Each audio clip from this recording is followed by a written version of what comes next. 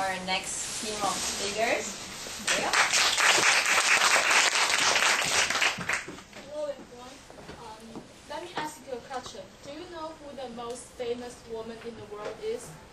Does anyone want to give it a try? Okay, let me give you some hints. She has long hair and she is always smiling. Yeah, she is Mona Lisa. Now let's watch a short clip about Lisa.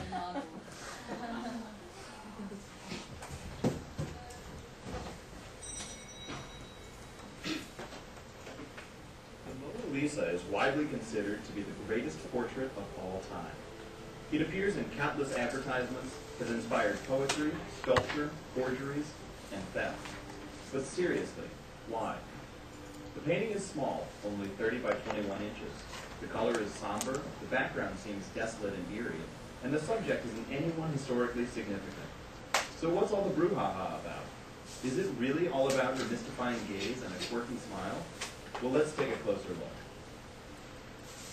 Da Vinci's greatest innovation here is the relaxed and informal three-quarter pose of the subject.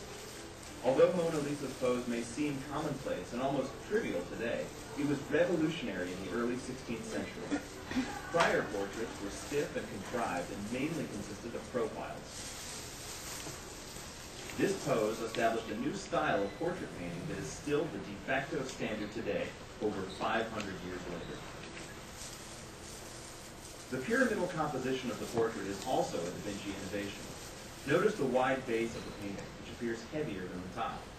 Mona Lisa's hands form the front corner of the pyramid. Your eye is drawn to the top of the painting in that infamous enigmatic smile. Furthermore, most portraits of the time were full length. Da Vinci's more intimate cropping was immediately imitated by masters such as Raphael. Sfumato is Italian for blending. After watching this short clip, maybe you will wonder why you have to know this lady and listen to our speech. Since she's one of the most well-known women in the world, it is a pity of you if you totally have no idea about her. Therefore, today we'll give her a brief introduction about this lady. And in order to make this speech for you, we've done research on multiple websites, including National Geography and National Art Museum, and etc. And moreover, we've done research on 6 most reliable books and even some videos on YouTube for the information on this topic. And we separate the speech into 3 parts. For the first part is who the Mona Lisa is. And the second part is the relationship between math and Mona Lisa. And the third part is the quantity of the painting. For the first part, there are 3 sayings about who Mona Lisa is. The first saying is that Mona Lisa is actually called Lisa Giocondo. And second saying is that Mona Lisa is actually a beautiful man. And the third saying is that Mona Lisa is actually Da Vinci himself. For the first saying, there are some people who believe that Mona Lisa is called Lisa Giocondo. And who is Lisa Giocondo? Lisa Giocondo was Da Vinci's neighbor, and she was the wife of a wealthy merchant in Florentine called Francesco del Giocondo. And the evidence comes from the letter found in the library. And the letter belonged to one of the Da Vinci's friends. And in the letter, he mentioned that Da Vinci was painting for Lisa in 1503. And the time period just matched with what scientists have found previously. And also, Mona Lisa also has another name in Italy, which is La Giocondo. And do you notice that Giocondo is just Lisa Giocondo's last name? So many people believe that Lisa Giocondo is actually Mona Lisa. And for the second saying, there are some people say that Mona Lisa is actually a beautiful man. And why do people say that Mona Lisa is actually a beautiful man? It is because that it is rumored that Da Vinci is actually a gay. So it is not strange for him to invite his beautiful male student to be his model. And for the third saying, there are some people say that Mona Lisa is actually Da Vinci himself. Some people say there are some similarities between Mona Lisa and Da Vinci. And now let me show you the picture of Da Vinci and Mona Lisa. And do you think they are alike? Okay, maybe you can compare by yourself whether they are alike or not. And since now we've talked about the supposed identity of Mona Lisa, next we'll talk about the relationship between math and Mona Lisa. And now I'll leave this part for Eva. Okay. Hi everyone, I'm Eva. And today I'm going to talk about the relationship between math and the Mona Lisa. And according to the book Math and the Mona Lisa, I'll talk about this part in 3 steps. The first one is rectangle, the second one is square, and the last one is triangle. For the first step, rectangle. This is the portrait of Mona Lisa, and if we draw a rectangle that contains her head to the upper chest, and we will get a rectangle. And this rectangle, after research, is found to be the so-called the golden rectangle. And what is golden rectangle?